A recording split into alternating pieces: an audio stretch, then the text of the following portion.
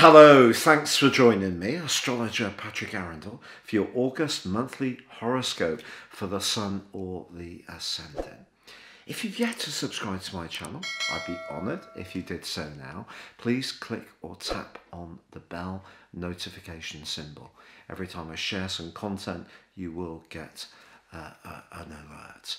Also, if you'd like to get your free daily horoscope to your device every morning, please see the link below this video and you can sign up. Also, if you'd like to take advantage of my fabulous offer of a 12-month forecast, a character analysis based on your time, date and place of birth, totally unique to you, to give you searing insights of your future prospects and potentials, please also see the link below. That is 30% off. Hello Libra, and welcome to your monthly horoscope for August. Now there's a bit of a paradox developing at the start of this month for you, because Venus, your ruler, and Mars hidden away in the rather reclusive 12th house, whereas the Sun and Mercury are in the super sociable 11th house. So how do we deal with that? Well, let's go right back to the start of the month, because on day one, the Sun and Mercury are beautifully aligned. They're exactly side by side. This is known as cazimi. But on the other side of the heavens, the rather restrictive energies of Saturn are in your 5th house of self-expression, romance and sociability. So anything you're planning to do with your future has to be run through the stern test that Saturn is presenting to the Sun and Mercury. Because what the Sun does to Mercury in such a close association is electrify all the magic of Mercury, which is to do with communication, to do with technology. And because this is your area of friendship and sociability, your future hopes are really being highlighted around that particular area. But that combination between Venus and Mars in that more hidden, rather psychological zone is saying to you that anything about friendships or your future direction has to be driven by a sense of sincerity. So if there are people around you who don't share your values, you can't absolutely rely upon, I think things could be a little bit bumpy right at the start of this month, but there are still opportunities. Now that bumpiness has been something that we've all gone through this year, because of 2021's primary influence has been Saturn square with Uranus. It began on the 2nd week of January, peaked on the 17th of Feb, the 14th of June. It ended on the 22nd of July, but they're still in the same zones. It's just that Saturn went into a retrograde and inverted inside the square beyond the 3 degrees that I take into account. Now, ironically, Uranus actually goes into a retrograde this month on the 20th.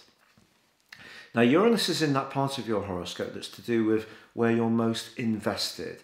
So that can be emotionally, it can be sexually, it can be financially, it can be around a business. But of course, Uranus is about freedom, as well as, or the 8th house is about all of those commitments and investments, but Uranus is about freedom.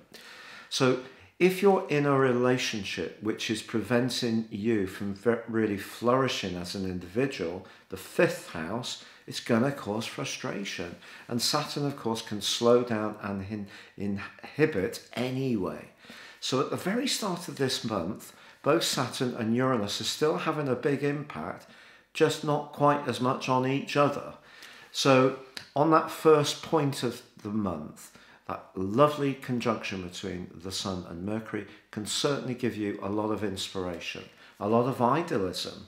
You are thinking in terms of your longer term hopes. Now, in the first 9 days, the Sun in Leo, which is very warm, it's its home zone, very friendly, is squaring with Uranus. So the 11th and 8th houses are aggravating each other in the way that the 8th and the 5th houses have been aggravating each other all year for you. So I still feel anything to do with possessiveness, jealousy, control that's being inflicted upon you by anybody, whether it's a colleague, a relative, a partner, a friend, is something you're going to want to push back against. But because the Sun and Mercury are in your sector of friendship as this month begins, then that obviously gives you quite a clue. Now, if you're in a business association or you work in a company, it could be, it's very much a collective, but you don't feel that your creativity or the passion that you're invested is really celebrated or even respected or appreciated, that's when you might be thinking to realign your future hopes. So I think as this month goes on, you may go into a deeper and deeper mindset to try to understand what's really right for you. So some kind of reflection is going to be part of this, even though there can be some sociability that comes from the new moon on the 8th, which provides a backdrop of energy into the first week of September. But on the 11th, Mercury joins up with Venus and Mars in that 12th house. Now, Mercury moving into Virgo, it likes being in Virgo because obviously it governs this sign. So, pardon me, if you need to do any research, this is a great time to dive deep, to think into situations in a very profound way. Now, there is a quarter moon on the 15th in the sign of Scorpio. So again, in a slightly different way, your values, if they're not aligning with those you're closely spending time with, that can get you thinking. But salvation comes in a major way for you in terms of what's really right for you, the individual, on the 16th, when Venus, your ruler, arrives in your sign. Now, this gives you a fantastic chance to pull the right people to you. You may even give yourself some kind of glorious makeover. And if a relationship has made way, someone has gone out of your world, there's every chance that someone new and fresh can enter your world between now and the end of September, if that is what you desire. But on the 20th, as I mentioned before, Uranus does go into retrograde, which lasts through to the 17th of January next year.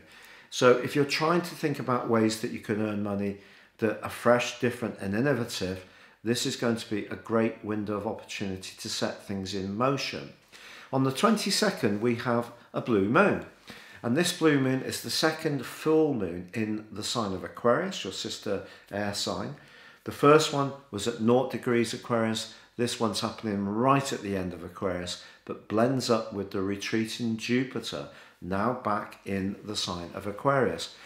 So even though Saturn can be a very modifying and limiting influence at the start of this month, the full moon and Jupiter can bring something into the open or to fruition, which really delights you in the last week and the first week of September.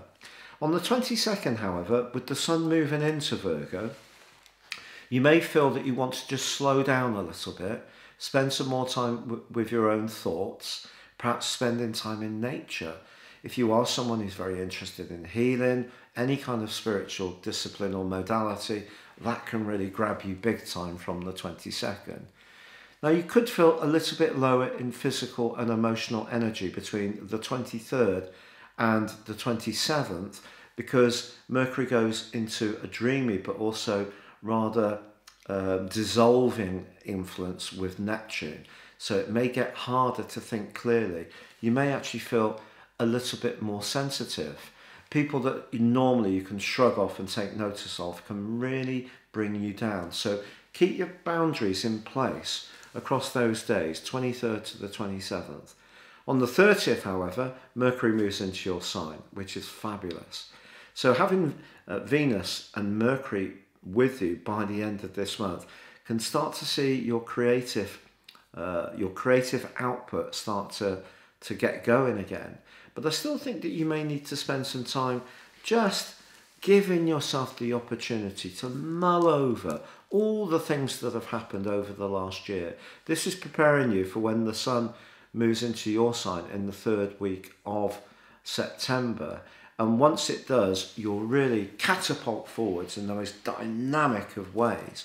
But remember, Libra, the stars, the planets are influencing us for sure, but we make the final decisions.